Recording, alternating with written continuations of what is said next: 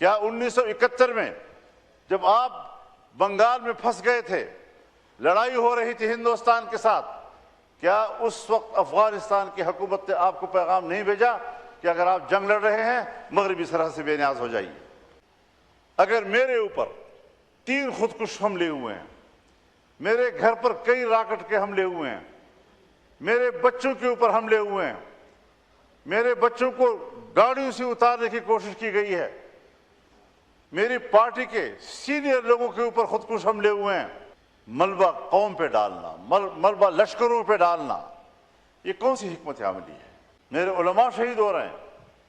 علماء اس لیے شہید ہو رہے ہیں کہ وہ جمہوریت کی بات کیوں کرتے ہیں؟ اگر جمہوریت کے راستے سے اور پارلیمنٹ کے راستے سے قوم کو کچھ دیا جاتا جو کہ ہمارے آئین کا تقاضا ہے، اس حوالے سے حکومتوں کی پیش رفت زیرو ہے۔ کم کرنے کی ضرورت ہے اور پاکستان کو ایک مستحکم ہمسائے کی ضرورت ہے۔ جب ہمیں کچھ نہیں ملتا، 78 سال کے بعد ہم افغانستان کو طعنہ دیتے ہیں کہ پاکستان کے خلاف سب سے پہلا ووٹ افغانستان نے دیا تھا، وہ ظاہر شاہ کی حکومت تھی۔ افغانستان ہندوستان کی تقسیم کے خلاف تھا، اس میں کوئی شک نہیں ہے۔ یہاں کے قوم پرست اور افغانستان کی حکومت کا موقف ایک تھا۔ آپ اس کا طعنہ تو افغانستان کو دیتے ہیں، آج کی حکومت کو، لیکن کیا آپ نے ایک لمحے کے لیے یہ سوچا کہ سن 1965 میں جب ہندوستان نے آپ پر جنگ مسلط کی اور آپ کی مشرقی سرحد پہ جنگ ہو رہی تھی، تو اسی افغانستان نے آپ کو پیغام بھیجا کہ آپ اپنی مشرقی سرحد پہ جنگ لڑیں، مغربی سرحد کے محافظ ہم ہیں، اور آپ کو پورے مغربی سرحد پر آپ کا ایک سپاہی کی بھی جانے کی ضرورت نہیں پڑی، اور افغانستان آپ کو سپورٹ کر رہا تھا۔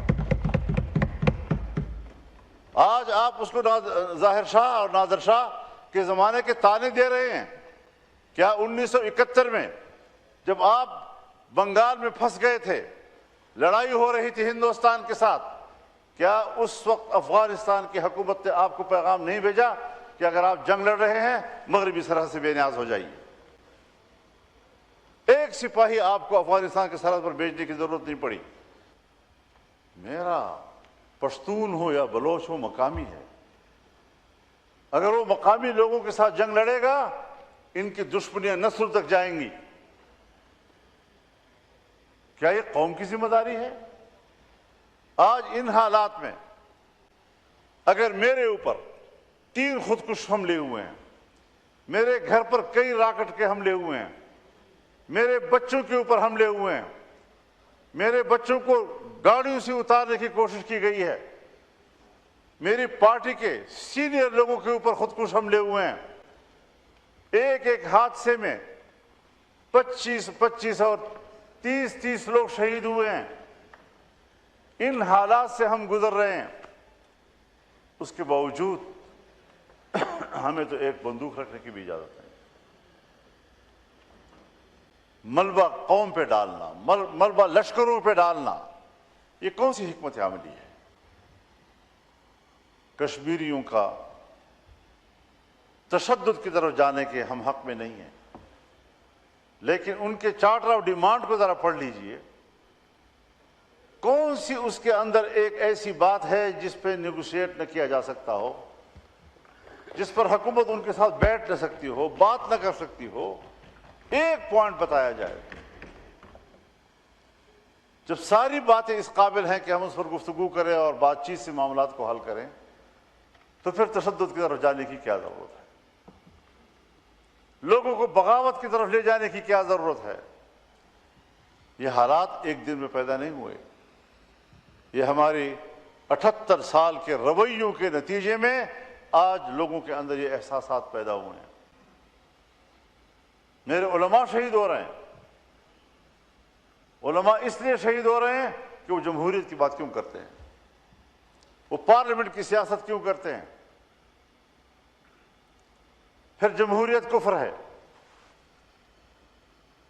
اگر جمہوریت کے راستے سے اور پارلیمنٹ کے راستے سے قوم کو کچھ دیا جاتا جو کہ ہمارے آئین کا تقاضا ہے، قرآن و سنت کی بات میں بطور قرآن و سنت کی بات میرا آئین کرتا ہے، اس حوالے سے حکومتوں کی پیش رفت زیرو ہے۔ اس پیش رفت کے ساتھ ملک کے اندر بغاوتیں نہیں اٹھیں گی تو کیا ہوگا؟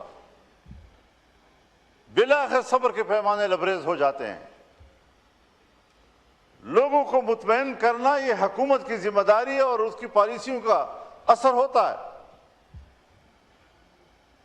اگر آپ نہیں کریں گے تو پھر الٹا رد عمل آتا ہے۔ تو کبھی اس کے بارے میں بھی سوچا ہے؟ یہی اسی ایوان میں آئین میں ترمیم ہوئی کہ 1 جنوری 2028 سے ملک کے اندر سود ختم ہوگا۔ کیا آج بھی جب میں گورنمنٹ کی طرف مخاطب ہو کر کہوں گا کہ صاحب کہیں کسی محکمے میں، کسی بینک میں، کسی سطح پر کوئی پیش رفت ابھی تک ہوئی ہے، تو جواب نفی میں آئے گا۔ یہ ہے سنجیدگی کا عالم۔ اگر میں شریعت کوڈ کو مؤثر بنانے کی بات کرتا ہوں تو 0% ابھی تک اس پر عمل نہیں ہوا۔ ہم نے آئین میں ترمیم کی کہ اسلامی نظریاتی کونسل کی سفارشات وہ ڈیبیٹ کے لیے ایوان میں پیش کی جائیں گی۔ 2 سال ہو رہے ہیں، ہم آج تک ایک سفارش بھی ڈیبیٹ کے لیے ایوان میں نہیں لا سکے۔ یہ ہے معاہدے، یہ ہے پارلیمنٹ کے فیصلے، یہ ہے پارلیمنٹ کے فیصلوں کی توقیر، یہ ہے اپنی زبان کو عملی جامہ پہنانے کے مناظر۔ اب آپ بتائیں کہ ان حالات میں آپ کس طرح عام آدمی کو مطمئن کر سکیں گے؟ ناظرین، آپ نے مولانا فضل الرحمان کی دھواں دار تقریر قومی اسمبلی کے فلور پر سنی۔ مولانا فضل الرحمان نے سید عاصم منیر کے سامنے بہت کڑی تنقید ان پر کی کہ پاکستان کی سیاسی تاریخ میں بعض سوالات بار بار اٹھائے جاتے ہیں، اور انہی سوالات کو قومی اسمبلی کے فلور پر مولانا فضل الرحمان نے ایک بار پھر نمایاں کیا۔ ان کی تقریر کا محور پاکستان اور افغانستان کی تعلقات، داخلی امن و امان اور ریاستی پالیسیوں پر تنقید تھا۔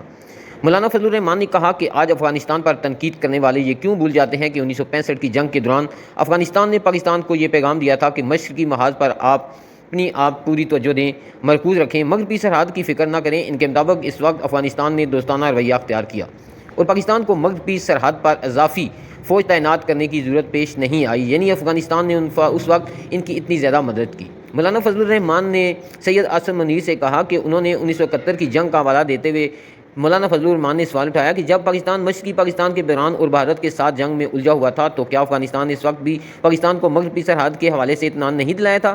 ان کے مطابق تاریخ کے ان پہلوؤں کو نظر انداز نہیں کیا جانا چاہیے۔